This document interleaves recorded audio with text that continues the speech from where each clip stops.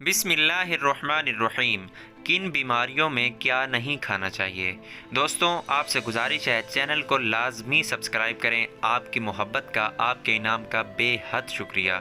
अगर कोई इन बीमारियों में मुब्तला है तो इन चीज़ों से परहेज़ फ़र्ज समझें। वीडियो देखें, इंशाल्लाह बहुत फ़ायदा होगा। दोस्तों, आपने मुहावरा सुना होगा, परहेज़ इलाज से कई गुना बेहतर है। ये मुहावरा बिल्कुल ठीक है। अगर आप इनमें से किसी भी बीमारी में मुब्तला हैं तो इन चीज़ों से बिल्कुल परहेज़ करें। इंशाअल्लाह आपको बहुत ज़्यादा फ़ायदा होगा। अगर आपको मैदे का मसला है, यानी मैदे में तेज़ाबियत है, तो आप भूल कर भी अचार का इस्तेमाल मत करें।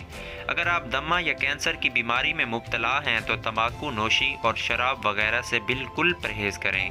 अगर आपको फालिज या लकवा की बीमारी है तो आप भूल कर भी मीठे का इस्तेमाल मत करें। आँखों की बीमारी है तो उसमें बनास्पति घी से बिल्कुल परहेज़ करें।